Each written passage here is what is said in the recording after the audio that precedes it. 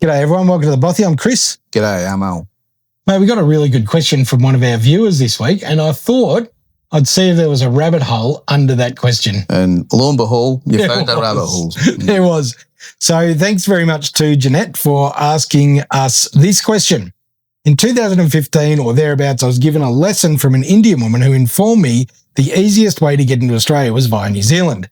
She and her family first went to NZ, gained necessary status and immediately moved to Australia due to our treatment of Kiwis.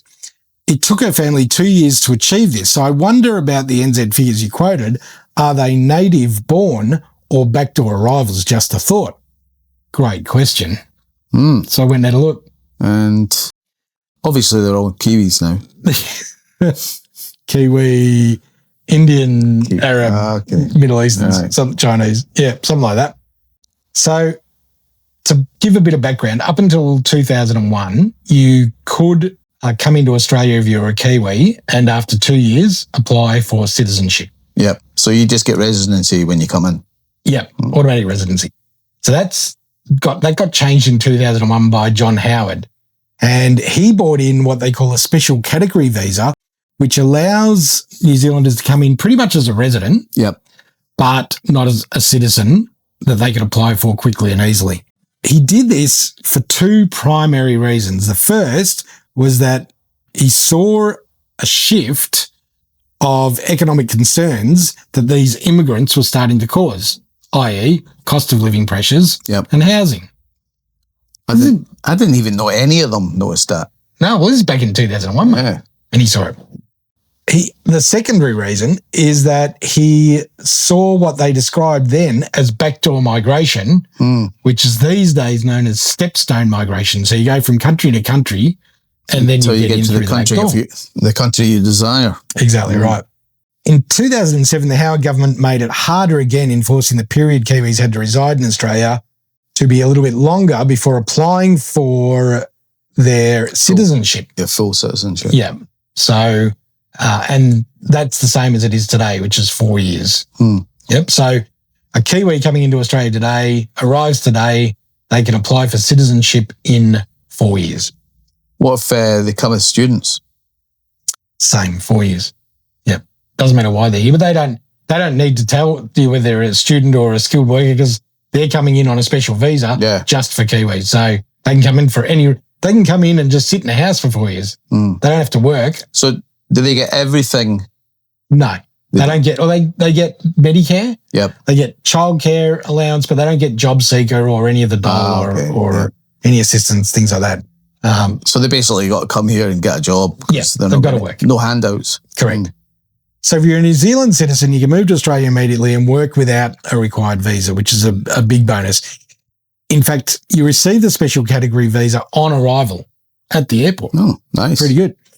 And we love all Kiwis, so we don't have a problem with that. No dramas at all. Yep.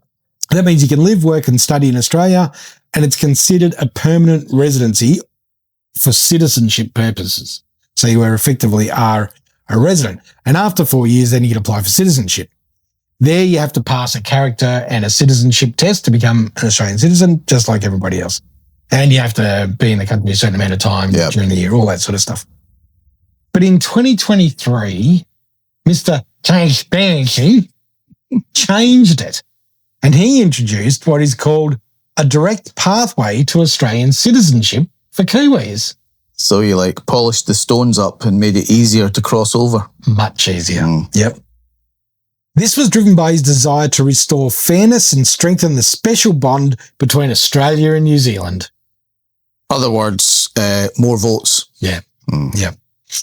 This meant that Kiwis could now count their time spent in Australia on a SCV toward their 4 years that was required before applying for citizenship. Because when Howard changed the rules, he actually made it 2 years and then you had to serve the 4. So 2 years as a resident and then 4 years before you could apply for citizenship. Okay. They've done away with that 2 years and now it's just the 4 years. So which is what it was.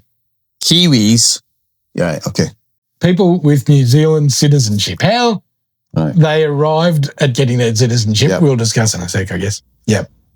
He also said that he wanted to recognise the contribution that Kiwis had made to Australia and strengthen diplomatic ties between the two countries. Good on Albo. Yeah, good on you, Albo. Yeah. This immediately saw a 462% increase in applications for citizenship, mainly from long-term residents who were previously ineligible. 462%. Wow, that's huge. In the 2024-2025 financial year, New Zealanders became the top nationality for acquiring Australian citizenship by conferral, 33,103 individuals gaining citizenship. Oh.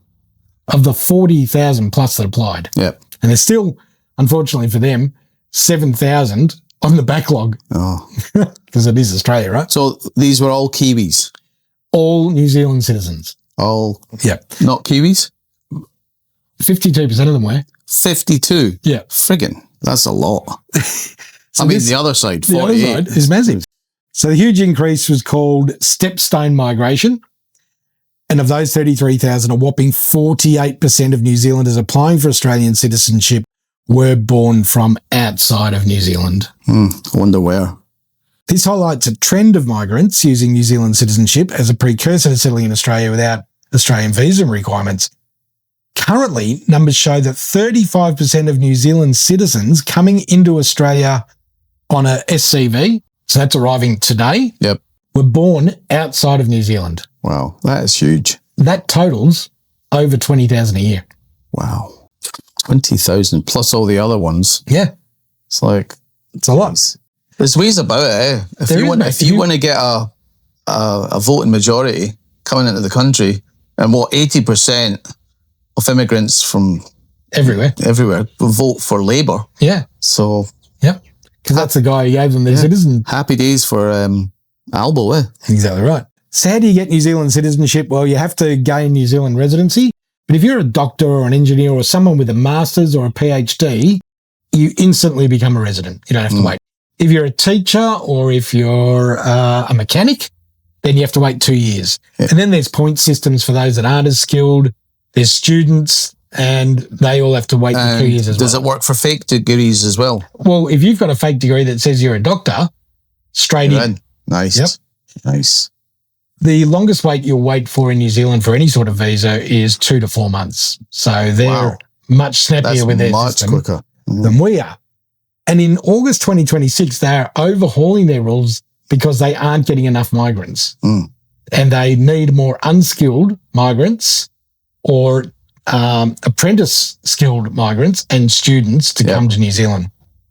What it means is that if you go to New Zealand as a student, mate, you can study for 5 years and then straight over, because you have to be a resident for 5 years before you can be a citizen. Yep. Yeah. It's good. It's good for them. So once you've lived there for 5 years, you can be granted citizenship as long as you pass a pub test, which is pretty much they do a chest x-ray to make sure you're all good and you're of good character. So as long as you haven't got a criminal record and you're healthy, you're in. You're in, just like that. Just like that. You need to be able to speak at least a little bit of English as well. And it also has a clause in there. Only a little bit. A little bit. It also has a clause in there that you won't immediately move overseas to another country, except Australia. Oh, my God. So once in Australia, New Zealand citizens can work immediately and have incest. They don't have incest. No. Or maybe they do. Oh, maybe they do. Once in Australia, New Zealand citizens can work immediately and have instant access to Medicare, childcare subsidies, but not job seeker. They can't get the dole. They can't get youth allowances, parenting payments, anything like that for at least the first 4 years until they get citizenship. So this has become an alternative route to Australia. The New Zealand system isn't clogged like ours is, and it's been done by this current government, Mum. They have loosened the strings to make this able. So it's another loophole that people have found that allows migrants into Australia by stealth. The Australian government claimed this is fair, as New Zealand are very accommodating to Australians moving to their country.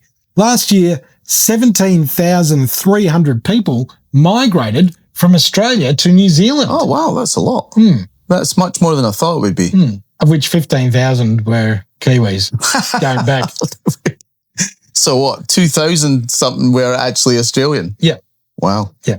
They'd been here long term and they decided too hard. So we've got 2,000 something going over there. We've got 20,000. Well, no, way 33,000. 60,000. Yeah, close to 60,000 coming this year. New Zealand's doing something wrong, isn't they? Yeah, exactly right. It's expensive to live in New Zealand. And the pay's not as good. The pay's less, but the houses are up there. Yeah. They're not much cheaper than here. No, exactly right. So, Jeanette, thanks for that question. That episode was just for you to give you a little bit of understanding, but it just shows you, if you want to get in, there's plenty of ways. There's ways and means. And the government can say all they like about we're cutting back immigration, but they keep doing things like this that allows more people in. 20,000 here, 25,000 there, 25,000 more students. Well, at least now you know when he's telling a fib. Yeah, well. He's talking. Yeah, exactly right. Every time he opens his mouth. Yeah, exactly right. I was telling fibs. So let us know what you think, everybody. The New Zealanders, we don't mind New Zealanders coming in. No problem. Like the New Zealanders. But if they've just arrived in New Zealand in that 5 years and then they've got their citizenship and that has allowed them to come straight here, no good. Yeah, and it's no good for New Zealand either because I think their population's probably gone down. Yeah.